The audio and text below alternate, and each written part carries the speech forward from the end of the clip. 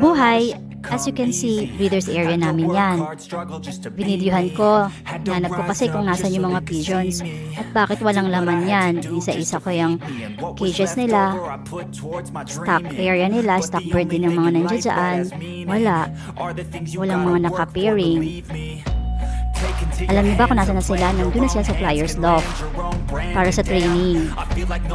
Happy na yung mga nasa Flyers Loft, pahinga muna sila. Yung nasa breeders area namin, walang laman yan. Lilinisin na rin yan kasi nga wala naman sila. Tapos na muna yung breeding season nila. Andun na silang lahat, yung mga malalaki na, yung almost 1 month na, nasa Flyers Loft na sila. Nakakalipad na sila doon para matrain na yung mga pakpak nila. At makasama na nila yung mga kapwa nila kalapate. Pasensya na kung masalan kayo sa dumay. Ganyan talaga pag marami kayong alaga sa bahay. Ayun si Angel.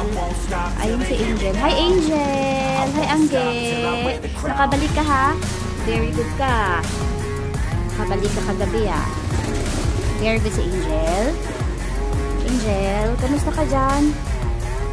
Hi Angel! Kamusta ka Angel? Kamusta ka? Ha? Kamusta ka, Angel? Saan ka nang galing? Ha? Ba't basa kayo? Nag-practice kayo ng maulan. Practice kayo ng maulan. Very good yan. Nag-practice kayo ng maulan. Diba?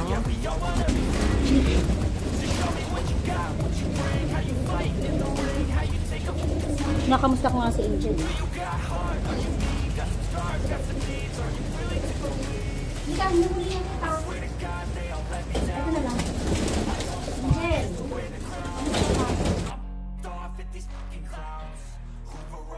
They deserve an ounce.